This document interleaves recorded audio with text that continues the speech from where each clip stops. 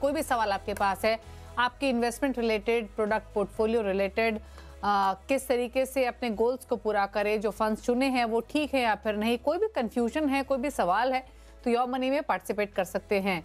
आप हमें व्हाट्सएप कीजिए 7045220000 पर, आप हमें ईमेल कीजिए yourmoney@nw18.com, और फेसबुक और एक्स पर ये शो लाइव भी जा रहा है, आप देख भी सकते हैं, अपने क्वेश्चंस पोस्ट भी कर सकते हैं #AskAwaz योर मनी लिखकर। आज हमारे साथ है फिनफिक्स रिसर्च और एनालिटिक्स के फाउंडर प्रबलीन वाजपेयी, आपके सभी क्वेरीज को आंसर करने के लिए। प्रबलीन नमस्कार, स्वागत है आपका। और क्वेरीज लें उससे पहले एक बहुत ही इंटरेस्टिंग टॉपिक के बारे में बात करेंगे जिसका नाम है रीसेंसी बायस। आमतौर पे ये एक ऐसा टर्मिनोलॉजी है जो शायद आम इन्वेस्टर्स को पता भी नहीं होगा, काफ़ी इन्वेस्टर्स को, लेकिन इसकी रेलेवेंस काफ़ी है, स्पेशली अगर हम म्यूचुअल फंड इवैल्यूएशन की बात करें। और क्योंकि योर मनी का पर्पस ना सिर्फ उलझनों को सुलझाना है बल्कि जानकारी को भी और एक्सपैंड करना है, तो उस पॉइंट ऑफ व्यू से ये डिस्कशन बहुत इंपॉर्टेंट है। तो प्रबलीन बताइए पहले तो कि ये रीसेंसी बायस एग्जैक्टली होता क्या है, क्या रेलेवेंस है इसकी, समझाइए। जी, नमस्कार दीपाली। मेरे ख्याल से ह्यूमन माइंड दीपाली हम लोग लगातार दिन भर में देखें तो इतने सारे डिसीजंस लेते हैं, स्मॉल थिंग्स लाइक कि खाने में क्या बनना है, ऐसे लेके कि अगर कहीं बाहर जाना है तो कहाँ जाना है, आपने घूमने के लिए, बच्चों की पढ़ाई, investing being one of them. यानी कि हम लगातार डिसीजंस ले रहे हैं और कुछ ऐसे टाइम्स होते हैं जब हमारी जो डिसीजन मेकिंग है वो चीज़ों से इन्फ्लुएंस होती है। जैसे इस टाइम पे हमारा एनवायरनमेंट क्या है, हमारी इमोशनल क्वोशंट कैसी है, हमारे इर्द-गिर्द कैसा माहौल है। और ये सारी चीज़ें जो डिसीजन मेकिंग की हैं, ये हमारे इन्वेस्टिंग डिसीजंस पे भी लागू होती हैं। तो ऐसे कुछ टाइम्स होते हैं जब शायद हम इतने ओवरवेल्म्ड होते हैं कि हम डिसीजन मेकिंग में शॉर्टकट्स भी ढूँढते हैं, इमोशनल इन्फ्लुएंस में आ जाते हैं और उन डिसीजंस को लेते हैं। ऐसे डिसीजंस में आके जब हम कोई ऐसे इन्फ्लुएंसेस में आके जब हम कोई डिसीजन लेते हैं तो उसको हम एक बायस का नाम देते हैं। और रिसेंसी बायस एक तरीके का बायस है दीपाली, जहाँ पे हम शॉर्ट टर्म इवेंट्स पे ज्यादा फोकस करते हैं। मान लीजिए कि आपने 6 महीने में कोई घटना घटी, वो शायद आपको ज्यादा क्लियरली याद रहेगी रादर देन कि 6 साल में क्या हुआ। तो आपका जो फोकस है वो शॉर्ट टर्म इवेंट्स पे रहता है।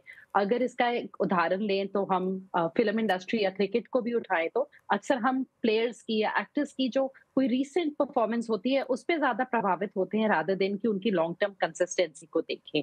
तो यानी कि ये हर पहलू में लागू होता है।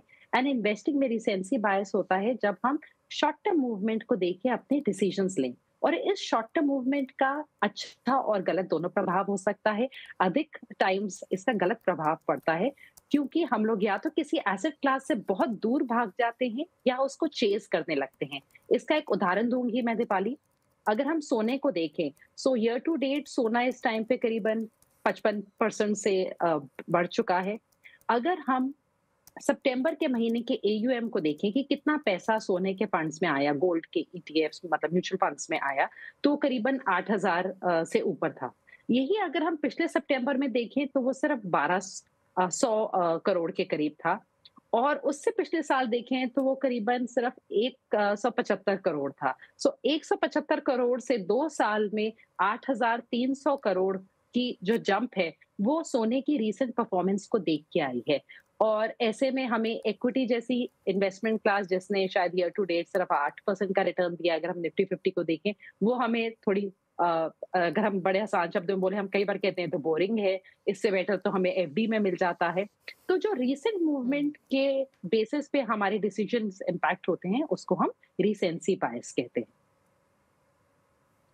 ओके, इसको अवॉइड करने का तरीका क्या है और क्या टिप्स आपकी तरफ से रहेंगी, क्योंकि आमतौर पे यंग इन्वेस्टर्स ज़्यादा प्रभावित होते हैं इनसे, जिनमें जो कि इमीडिएट रिटर्न्स को चेज करते हैं, शॉर्ट टर्म परफॉर्मेंस से इन्फ्लुएंस हो जाते हैं।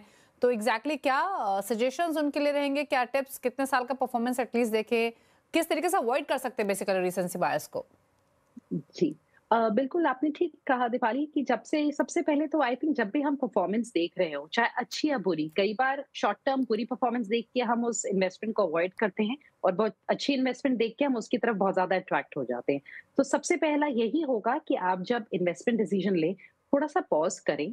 आप अगर 3 महीने, 6 महीने या 1 साल के रिटर्न से प्रभावित हो रहे हैं, तो आप उसको थोड़े से लंबे टाइम पीरियड में चेक करिए कि उस इन्वेस्टमेंट ने पिछले 5 साल, 7 साल, 10 साल में कैसा रिटर्न दिया है। जैसे अगर मैं अभी आपको एक उदाहरण दूँ तो एक कंजम्पशन फंड का है, जिसका 1 साल का अगर अभी हम एसआईपी का रिटर्न देखें तो सिर्फ 1.7% निकल के आएगा, करीबन 1.5 साल की एसआईपी का रिटर्न। पर वही अगर हम उसकी 5-6 साल की एसआईपी का रिटर्न देखें तो करीबन 19-20% है। यानी कि दीपाली हमें अपना समय लंबा करना है, सबसे पहली चीज़ इसको अवॉइड करने के लिए। सेकंड, थोड़ा-सा आप वेट करें, इंतज़ार करें एकदम से कोई डिसीज़न लेने से पहले। यानी कि अगर आपने थोड़ा-सा मन बना लिया है किसी निवेश से निकलने का या उसमें जाने का, तो भी थोड़ा पॉज़ करके उसकी तरफ आप एकदम से वो डिसीज़न मेकिंग मत करिए, जस्ट आप थोड़ा टाइम दीजिए उसमें। तीसरा कि अगर आप इन्वेस्टमेंट की तरफ अट्रैक्ट हो रहे हैं या उससे थोड़ा-सा हताश हो रहे हैं, तब आप डेफिनिटली एक कंपैरिज़न करिए कि उस ओवरऑल एसेट क्लास में क्या हो रहा है, क्यों हो रहा है। सो रीज़निंग जो है वो हमें बहुत हेल्प करती है। क्या पता जो शॉर्ट टर्म परफॉर्मेंस है, वो आपको सही इंडिकेशन ना दे रही हो। और हम लोग ये अज़्यूम कर लेते हैं कि अगर हमें पीछे 50% मिले हैं, तो हमें आगे भी 50% मिलेंगे। ऐसा नहीं होता है। और पीछे अगर -50 है तो आगे भी -50 रहेगा, ऐसा भी नहीं होता है। सो आप थोड़ा-सा इवैल्यूएट करिए और फिर अपना डिसीजन लीजिए। फोर्थली कि आप अपने फाइनेंशियल गोल्स पे फोकस रखिए। अगर आपका लंबे समय का पोर्टफोलियो है, तो साल 2 साल के थोड़े मीगर रिटर्न्स, कम रिटर्न से आपको बिल्कुल हताश नहीं होना है। आप लंबे समय के लिए निवेश कर रहे हैं, फोकस आपका आपके गोल्स पे होना चाहिए। एंड मोस्ट इम्पोर्टेंटली अपनी एसेट एलोकेशन को ज़रूर रिव्यू करिए। क्या होता है कि जब मार्केट्स अच्छा करती हैं तब हमारा प्रेम इक्विटी की तरफ बहुत बढ़ जाता है और जब मार्केट्स बुरा करती हैं तब हम इक्विटी से बहुत दूर भागते हैं। उससे हमारी एसेट एलोकेशन जो टेबल होती है वो खराब हो जाती है। सो एसेट एलोकेशन को आप पीरियोडिकली चेक करें ताकि आप रिसेंसी बायस के प्रभाव में आके डिसीजंस गलत ना उठाएं अपने पोर्टफोलियो के लिए। चलिए, तो यहाँ पर तमाम बारीकियाँ समझाई हैं प्रबलीन ने इस टॉपिक से जुड़ी हुई, और बहुत ही इंपॉर्टेंट है ये आपकी long term investing point of view से और अच्छे रिटर्न्स एक्यूमुलेशन के लिए। चलिए आगे बढ़ेंगे और अब सवाल जवाब के सिलसिले को शुरू करते हैं। सिद्धार्थ मिश्रा पहले व्यूअर राजस्थान से हमारे साथ कनेक्टेड हैं। सिद्धार्थ नमस्कार, बताइए क्या सवाल है आपका? नमस्कार मैडम, मेरा नाम सिद्धांत मिश्रा है और मेरी उम्र 25 साल है और मेरे पोर्टफोलियो का इस समय वैल्यूएशन 4.5 लाख है। 28,000 की एसआईपी कर रहा हूं मैं। एसआईपी की details Nippon small cap, Motilal Oswal small cap and HDFC mid cap. मेरा व्यू आगे आने वाले 25 साल का है। ओके, तो पहले तो कॉन्ग्रेचुलेशंस सिद्धांत, आप यंग इन्वेस्टर हैं और 25 इयर्स की एज में से ही आप प्लानिंग करके चल रहे हैं। ऑलरेडी 4.5 लाख आपने इकट्ठा भी कर लिए हैं। अच्छी बात यह है प्रबलीन इनके पोर्टफोलियो में कि इन्होंने बहुत क्लटर्ड शुरुआत नहीं की है। सोफिस्टिकेटेड, छोटा, स्वीट इनका पोर्टफोलियो है। एक मिड कैप है, 2 स्मॉल कैप हैं। यही बस एक प्रॉब्लम दिखाई दे रही है। बाकी आप एनालाइज करके बताइए क्या सजेशन इनके लिए, क्योंकि निपॉन इंडिया स्मॉल कैप है 12,000, मोतीलाल ओसवाल का स्मॉल कैप 8,000, तो बहुत ओवर रिस्की इनका पोर्टफोलियो दिखाई दे रहा है। मिड कैप लिया हुआ इन्होंने एचडीएफसी का जो 8,000 पर मंथ है, 4.5 करोड़ के आसपास का इनका लक्ष्य है इन 25 इयर्स। एनुअल स्टेप अप भी करेंगे 5% का। जी। बिल्कुल आपने ठीक कहा दीपाली कि पोर्टफोलियो बहुत छोटा है, सो बहुत अच्छी बात है एंड इतनी अर्ली एज में शुरुआत की है तो आपको बहुत कंपाउंडिंग का बेनिफिट मिलेगा आने वाले समय में। पहले हम लोग ये देखते हैं कि आप कितना एक्यूमुलेट कर पाएंगे। अगर आपकी 28,000 की एसआईपी आप कंटिन्यू करते हैं और 5% का उसमें आप स्टेप अप करते हैं, जो बहुत अच्छा है। और आपका ये जो थोड़ा लमसम है ऑलरेडी 4.5 लाख का, इसके साथ आप 7.7 करोड़ नेक्स्ट 25 इयर्स में बना लेंगे, जो आपके अपने टारगेट अमाउंट से आप एक्सीड कर रहे हैं। बट सिद्धार्थ आप यहाँ पे एक चीज का ध्यान रखिएगा कि अगर आज का आप 4 करोड़ चाहते हैं, क्योंकि उस टाइम पे अगर हम मान लीजिए हमने 4 करोड़ से आपको 7 करोड़ मान लीजिए आप बना रहे हैं, उस टाइम का जो 4 करोड़ है वो आज के 93 लाख के बराबर होगा। और अगर आज का आपको 4 करोड़ चाहिए तो 6% इन्फ्लेशन पे एक्चुअली आपको 17 करोड़ जमा करने की जरूरत है आज के 4 करोड़ पाने के लिए। जो मुझे लगता है आप 7 करोड़ तो ऑलरेडी पहुंच रहे हैं। जैसे आपकी उम्र बढ़ेगी, आपकी सैलरी बढ़ेगी, आपकी इन्वेस्टिंग कैपेसिटी बढ़ेगी, तो मुझे लगता है आप वो भी शायद अचीव कर लेंगे, बिकॉज आपका होराइजन बहुत लंबा है। तो आप बिल्कुल सही राह पे हैं, आप चलते रहिए और आप इस 4 करोड़ पे मत बल्कि फिक्स होइएगा। आपका एक्चुअल इन्फ्लेशन एडजस्टेड 4 करोड़ कल को 17 के बराबर है। आपके पोर्टफोलियो पे आते हैं। मेरे ख्याल से आप यहाँ पे अपना मिड कैप जो एचडीएफसी का है उसको आप कंटिन्यू करिए। पर इतने लंबे टाइम का पोर्टफोलियो है तो मैं थोड़ा पैसिव्स का यहाँ पे इंट्रोडक्शन चाहूंगी। मैं चाहूंगी कि आप एक लार्ज कैप में पैसिव फंड उठाइए, निफ्टी 50 इक्वल वेट। अपने निप्पॉन स्मॉल कैप को, आपका जो ऑलरेडी पैसा लगा हुआ है, आप उसको एग्जिट करने की जरूरत नहीं है, फिर इसको स्टॉप करके आप निप्पॉन का मल्टी कैप ले लीजिए, जो आपको लार्ज मिड और स्मॉल का एक्सपोजर दे। और मोतीलाल का जो स्मॉल कैप है उसको भी आप स्टॉप करिए, अगेन पैसा पड़े रहने दीजिए, और वहां पे आप माइक्रो कैप 250 इंडेक्स ले लीजिए। सो एक लार्ज कैप इंडेक्स, एक मिड कैप में आपका एक्टिव फंड, और स्मॉल कैप में पैसिव होगा, और उसको कॉम्प्लीमेंट करेगा एक आपका मल्टी कैप फंड निपॉन का।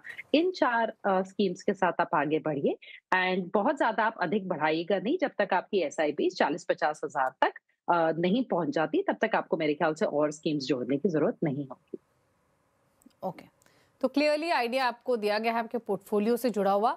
Nippon small cap, Motilal Oswal small cap से निकलना है। दोनों ही कैटेगरीज जो ऐड कर सकते हुए माइक्रो कैप 250 इंडेक्स फंड और निपॉन का मल्टी कैप। 8 करोड़ के आसपास की राशि आप मान के चले आप इकट्ठा कर लेंगे। तो ये सजेशन एक आपको दिया गया है ताकि आपका पोर्टफोलियो बहुत रिस्की भी ना रहे, प्रोटेक्टेड भी रहे और डिसेंट एक्सपोजर भी आपको मिले, ताकि अच्छे रिटर्न्स का एक्यूमुलेशन आप कर सके। तो ये सजेशन है, इसके हिसाब से आपको बदलाव करने हैं। राजबीर सिंह हरियाणा से हमारे साथ कनेक्टेड है सवाल पूछने के लिए। राजबीर जी नमस्कार, बताइए क्या सवाल है। नमस्ते मैम। मैम मेरा एक नमस्ते राजबीर जी, बताइए। टोटल वैल्यू फंड पोर्टफोलियो के 1280 मैम। ओके, और इसमें HSBC large and mid cap थी, इसको मैंने स्टॉप कर दिया मैम, पैसा उधर ही है, लेकिन इसकी जगह मैंने निपुण इंडिया मल्टी कैप फंड चुना है। ठीक है। उसके बाद मेरी Bandhan small cap SBI contra Motilal Oswal हर महीने मंथली 25,500 मैम कट रहा पैसा मेरा। 10 साल का लक्ष्य है मेरा मैम। ओके, आपके पोर्टफोलियो की वैल्यू 12.5 लाख है या 8.5 लाख? 12,80,000 है मैम अभी फिलहाल। ओके, ऑलमोस्ट 13 लाख है। ठीक है, तो पोर्टफोलियो की वैल्यू 13 लाख है, 25,000 की सिप है, 10% का एनुअल स्टेप अप कर रहे हैं। Motilal Oswal large and mid cap है 5,000, बंधन small cap 5,000, HDFC flexi cap 5,000, SBI Contra 5,000, HSBC large and mid cap रोक दी है सिप, पैसे उसमें अभी भी पड़े हुए हैं, लेकिन जो 5,000 HSBC large and mid cap से बचे ये इन्होंने निपॉन मल्टी कैप में डिप्लॉय करना शुरू किया है। बताइए इनका पोर्टफोलियो कैसा है, जो बदलाव इन्होंने किया है वो कैसा है। 13 लाख के पोर्टफोलियो की वैल्यू के साथ 10% स्टेप अप के साथ 10 साल में कितना एक्यूमुलेशन ये कर पाएंगे? जी, दीपाली, इनने मेरी सलाह इनको होने वाली थी कि अपना लार्ज एंड मिड कैप को स्टॉप कर दे, पर इन्होंने ऑलरेडी एक मल्टी कैप ऐड कर दिया है। जैसे मैंने अभी पिछले उसमें बताया कि ऑफकोर्स निपॉन का मल्टी कैप अच्छा है, पर इनको जरूरत नहीं है उसकी। तो मेरे ख्याल से उसको आप अभी स्टॉप कर दीजिए। आपको इतने सारे एक्टिवली मैनेज फंड्स की जरूरत नहीं है। आपके पास प्योर मिड कैप नहीं है, तो एचएसबीसी लार्ज और मिड का जो पैसा है वो आप एक pure mid cap passive fund में डाल सकते हैं, निफ्टी 50 पैसिव फंड में। तो आपके पास स्मॉल हो जाएगा, कॉन्ट्रा लार्ज मिड है, फ्लेक्सी कैप आपके लार्ज कैप का काम कर रहा है, और यहाँ पे आपके पास एक मिड कैप आ जाएगा। तो आई थिंक वो ज्यादा होलिस्टिक पोर्टफोलियो होगा आपका। सो आप मिड कैप का पैसिव फंड जोड़िए। आपकी 25,000 की एसआईपी जा रही है, जो पोर्टफोलियो वैल्यू है वो आपकी अराउंड 13 लाख है, और आप इस पूरे निवेश के साथ कल को अराउंड 1.2 से 1.3 करोड़ का 10 इयर्स में एक एक्यूमुलेशन कर पाएंगे, अगर हम 12% की कैलकुलेशन से चलें विद 10% स्टेप अप। इसमें 10% का स्टेप अप है, वो काफी इंपॉर्टेंट एक फिगर है। अगर आप अपना थोड़ा सा राजवीर से अगर अपना इन्वेस्टमेंट होराइजन बढ़ा पाएंगे, 10 से आप 15 साल कर लें, तो आप 1 और करोड़, बल्कि 1.5 करोड़ इसमें ऐड कर पाएंगे। आप 3 करोड़ के करीब जमा कर लेंगे, बिकॉज जो कंपाउंडिंग है, जैसे जैसे समय बढ़ता है ना, उसका जो कंट्रीब्यूशन है कंपाउंडिंग का, वो बहुत स्ट्रांग होने लग जाता है। तो आप जितना लंबा रख सकें आप जरूर अपने पोर्टफोलियो को रखें, पर आपका 10 इयर्स में अराउंड 1.3-1.4 करोड़, एंड अगर 15 इयर्स रखा तो आप अराउंड 3 करोड़ प्लस बना लेंगे अपने लिए। ओके, तो सलाह आपको दी गई है, आपने निपॉन मल्टी कैप ऐड जरूर करना शुरू किया है, बट कंसीडरिंग जिस तरीके का एक्सपोजर ऑलरेडी आपका है, आपको निपॉन मल्टी कैप की जरूरत नहीं है। आप इंडेक्स फंड ले सकते हैं या एक मिड कैप पैसिव फंड आप ले सकते हैं। तो ये सजेशन आपके लिए दिया गया है।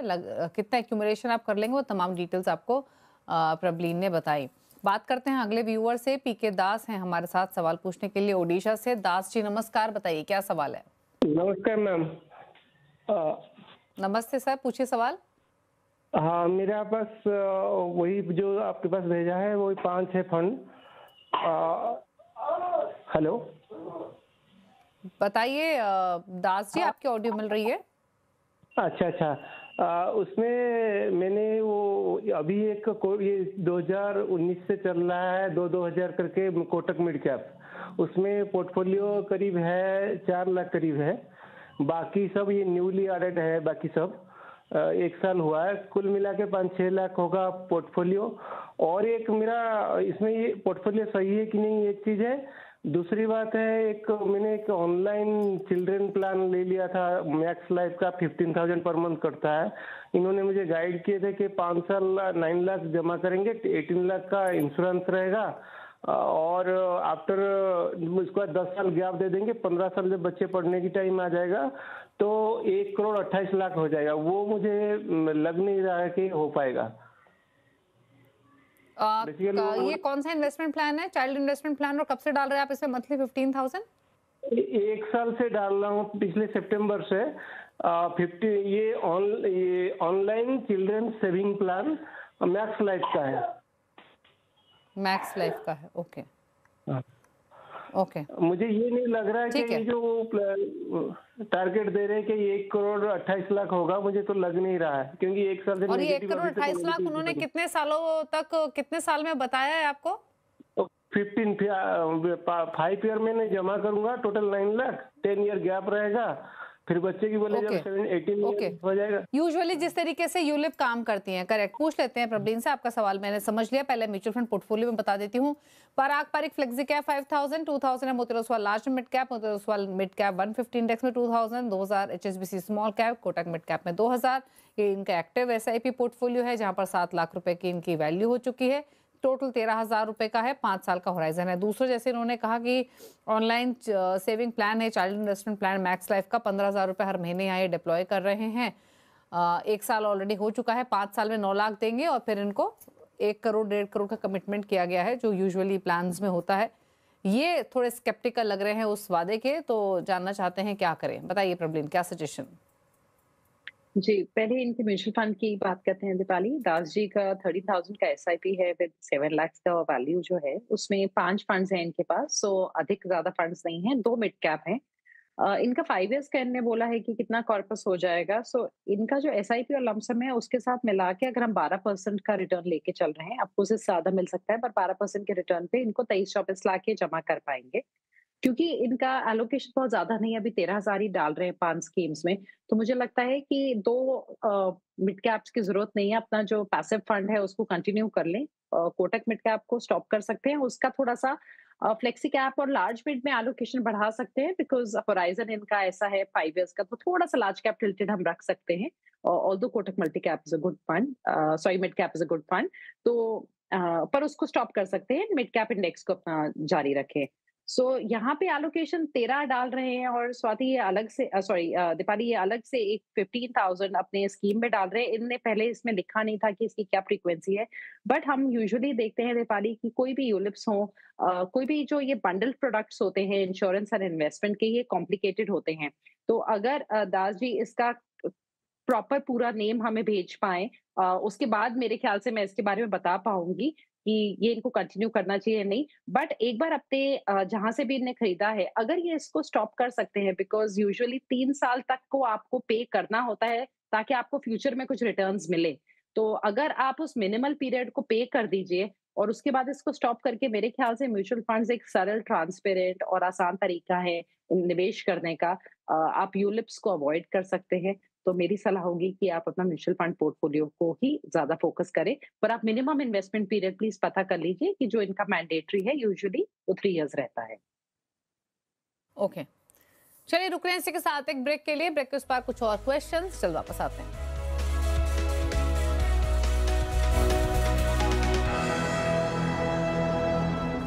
120 है, डिप्स को बाय कीजिएगा। कॉल ऑप्शन ले या पुट ऑप्शन, उसी स्टॉप लॉस के साथ इसको होल्ड कर सकते हैं। जिनके पास लॉन्ग्स हैं वो क्लोजली ट्रेल करें। जानिए किन स्टॉक्स में होगी आपकी जबरदस्त कमाई। 314 अंकों की बढ़त निफ्टी बैंक में देखने को मिल रही है, 56,950, और रिस्क रिवॉर्ड के हिसाब से यहाँ एक ट्रेड बन सकता है। देखिए फ्यूचर एक्सप्रेस सिर्फ CNBC आवाज पर। एक धमाकेदार 54 क्वांटिटी 249 से लिया है। वो तो शेयर है @39, क्या करना चाहिए। बेहतरीन इन्वेस्टमेंट आइडिया जाने माने मार्केट एक्सपर्ट्स के साथ। साल 1.5 साल इसमें बना रहता है तो अच्छे मुनाफे पे आ सकता है। लॉन्गर टर्म ड्यूरेशन के लिए भी ये काउंटर अच्छा नहीं है, कोई भी उछाल में आप एग्जिट कीजिए। सास बहू और सेंसेक्स सिर्फ CNBC आवाज पर। मार्केट के आखिरी 1.5 घंटे का सारा एक्शन। ओवरनाइट पोजीशन कोई भी कैरी करें तो हेज जरूर करें अपने आप को। हेज करना इस मार्केट में बहुत जरूरी है। क्लोजिंग बेल बजने से पहले कीजिए जबरदस्त कमाई। शुरुआत तेजी के ट्रेंडिंग स्टॉक के साथ होगी। आज इसने 20 डेमा से रिवर्सल किया। जाने माने एक्सपर्ट्स के साथ। आवली चार्ट्स में मोमेंटम को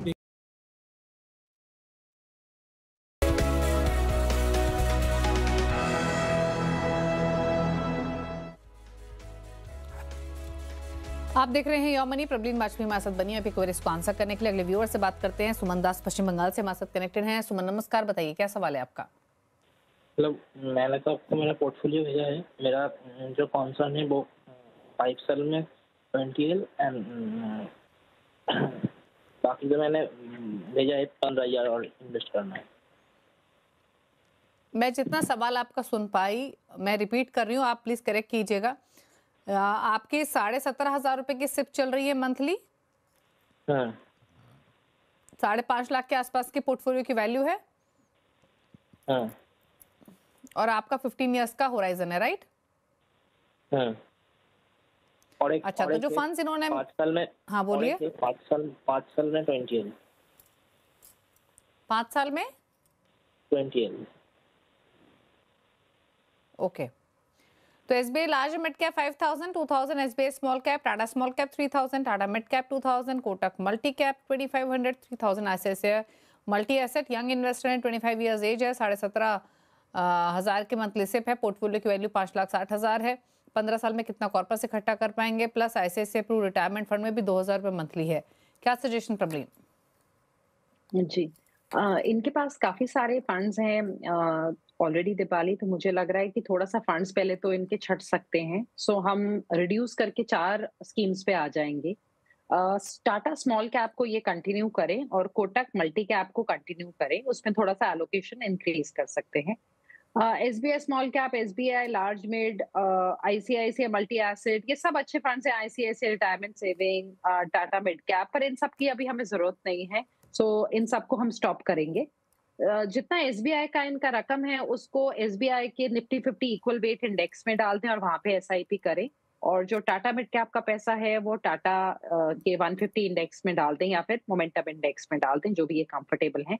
तो लार्ज और मिड में इनके पास पैसिव होगा, एक टाटा का स्मॉल कैप रहेगा और कोटक का मल्टी कैप। इन 4 स्कीम्स के साथ अपना पोर्टफोलियो ये आगे कंटिन्यू करें। जो एग्जिट करने की सलाह दी है Deepali, that is not based on कि स्कीम्स खराब हैं, पर हमें उनकी रिक्वायरमेंट नहीं है। पोर्टफोलियो में ओवरलैप कई बार होते हैं, सेम फंड हाउस की ज्यादा है, तो हम इसको थोड़ा सा छाट रहे हैं। इनका क्योंकि 2,000 ICICI रिटायरमेंट सेविंग फंड में भी जा रहा है, तो ओवरऑल 19,500 इनका जो जा रहा है उससे ये 15 इयर्स में विद हिज एग्जिस्टिंग जो इनका लमसम है एक अच्छी रकम बना लेंगे। सो ये करीबन 1.25 करोड़ के करीब अपने 15 इयर्स में एक्यूमुलेट कर पाएंगे। एंड मेरे ख्याल से वो एक अच्छी रकम है। 1.3, 1.29 एंड 1.3 के करीब इनका जमा हो जाएगा, अज्यूमिंग 12% रिटर्न्स। ऑफ कोर्स अगर इससे ज्यादा रिटर्न्स इनको मिले तो पोर्टफोलियो बेटर हो जाएगा। पर इन 4 स्कीम्स के अलावा मेरे ख्याल से इनको जरूरत नहीं है और अभी आने वाले समय में बस इन्हीं पे लगे रहें। इवन अगर मार्केट्स डाउन हो तो हताश होकर निकलना नहीं है अगर रिटर्न्स अच्छे ना दिखें तो। ओके, चलिए, तो ये रही सलाह आपके पोर्टफोलियो को लेकर। बदलाव डेफिनेटली रेकमेंड किए गए हैं। 2 फंड है जहां पर इन्वेस्टमेंट कंटिन्यू कर सकते हैं, Tata small cap, Kotak multi cap. बाकी 2 नए फंड सजेस्ट किए गए हैं जिसमें SBI Nifty 50 equal weight index fund है, टाटा निफ्टी मिड कैप 150 है। बाकी सभी फंड से निकलने की सलाह है। तो बदलाव आपको बताए गए हैं। छोटा पोर्टफोलियो ताकि आपका रहे, ओवरलैपिंग ना हो कैटेगरीज में या फिर म्यूचुअल फंड हाउसेज में। 1.5 करोड़ के आसपास की राशि आप मान के चले आप इकट्ठा कर पाएंगे 15 सालों में। विजय राणा फरीदाबाद से हमारे साथ अब कनेक्टेड हैं। विजय नमस्कार, बताइए क्या सवाल है आपका।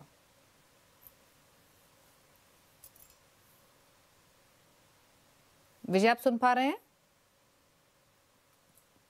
चलिए, इनका सवाल ले लेते हैं। मंथली सिप है 5,000 की, 10 इयर्स में कितना कॉर्पस हो पाएगा जानना चाहते हैं। 5000 के लिए 6 फंड्स इन्होंने रखे हुए हैं। ICICI pru balanced advantage, Motilal Oswal mid cap, यूटेन Nifty 50 index, HDFC flexi cap 1000 each, 500 Tata gold ETF, Tata silver ETF में 500। तो 500 में 1000 4 फंड्स में। बताइए प्रबलीन सजेशन। जी, ज्यादातर मैं पैसिव की सलाह देती हूँ, पर यहाँ पे मैं दीपाली बोलूंगी कि अभी अपने यूटीआई निफ्टी 50 को ये स्टॉप कर सकते हैं। उसका 1000 अपने एचडीएफसी के फ्लेक्सी कैप में ही शामिल कर ले। उसी के साथ इनको आईसीआईसीआई बैलेंस्ड एडवांटेज की इस टाइम पे जरूरत नहीं है। 10 साल का पोर्टफोलियो है तो उसको मिड कैप में डाल दें, तो हमारे पास 2-2000 एक मिड कैप और एक फ्लेक्सी कैप में हो जाएगा, और इसके साथ 500 अपना ये गोल्ड एंड सिल्वर में कंटिन्यू कर सकते हैं। तो टोटल 4 स्कीम्स के साथ आगे बढ़े, जिसमें 1000 इनका कमोडिटीज में हो गया और टोटल 4000 इनका इक्विटी में हो गया। इसके साथ अगर ये अपना पोर्टफोलियो बनाते हैं तो ये एसआईपी इनको 11 लाख जमा करके दे पाएगी, जो 5000 की है इन द 10 ईयर पीरियड, अगर हम 12% का रिटर्न लगाएं। पर अगर दीपाली ये थोड़ा 10% का स्टेप अप कर ले तो ये 16 लाख तक भी जमा कर लेंगे। पर मेरे ख्याल से इस स्टेज पे अगर ये अपनी ओवरऑल एसआईपी 10,000 तक खींच सकते हैं और उस पे 10% का स्टेप अप कर सकते हैं, तो ये करीबन 33 लाख भी जमा कर लेंगे 10 साल में। तो मेरे ख्याल से थोड़ा सा आप अपने निवेश को जरूर बढ़ाने की कोशिश करिए, एंड इस स्टेज पे आपको इन 4 फंड्स के अलावा जरूरत नहीं है, आप इनके साथ अपना इन्वेस्टमेंट कंटिन्यू करिए। ओके, तो ये रही सलाह आपके लिए, आपके पोर्टफोलियो को लेकर अकॉर्डिंगली आप चेंजेस कर सकते हैं। ये सलाह आपको दी गई है। चलिए, सवाल तो इतने शामिल करेंगे प्रबलीन, आपकी तरफ से कोई क्लोजिंग मतलब क्लोजिंग फंड्स जो आपने पिक किए हैं, बेसिकली आपकी चॉइस के हिसाब से जो व्यूअर्स पोर्टफोलियो क्रिएट करना चाहें उनके लिए कौन से फंड्स रेकमेंड करेंगी? जी, सो पहला है Deepali Nifty 50 equal weight index. आप किसी भी फंड हाउस का ले सकते हैं। डीएसपी इसमें ओल्डेस्ट है, जो आपको टॉप 50 कंपनीज का इंडिया में एक्सपोजर देता है इन इक्वल प्रोपोर्शन। सेकंड है आपका निपॉन का मल्टी कैप फंड, जो आपको लार्ज, मिड, स्मॉल तीनों सेगमेंट्स का एक्सपोजर देगा। तीसरा है इस टाइम पे, क्योंकि कंजम्पशन इंडिया में अभी भी जो कंजम्पशन के फंड्स हैं दे हैवंट पिक्ड अप और काफी बूस्ट देने की कोशिश की जा रही है, तो एसबीआई का कंजम्पशन अपॉर्चुनिटीज फंड जो एक थीमेटिक फंड है। और चौथा हाइब्रिड सेगमेंट से है उनके लिए जिनका may be around 4 to 5 years का होराइजन है, थोड़ा रिस्क कंपैरेटिवली कम लेना चाहते हैं प्योर इक्विटी के कंपैरिजन में, वो आईसीआईसीआई प्रूडेंशियल का इक्विटी एंड डेट फंड देख सकते हैं, जो 65% तक इक्विटी में हमेशा रखेगा, उसके अलावा वो डेट भी रखता है। सो इन फंड्स में से जो आपको सूटेबिलिटी है उस हिसाब से आप किसी 1 या 2 फंड्स को अपने पोर्टफोलियो में शामिल कर सकते हैं अपनी ड्यू डिलिजेंस करने के बाद। ओके, चलिए, शुक्रिया आपका प्रबलीन आने के लिए शो में और ये फंड्स रिकमेंड करने के लिए। Thank you so much. इसी के साथ योर मनी में तो इतना ही। ब्रेक के बाद भी खबरें जारी सिंधी की आवाज पर।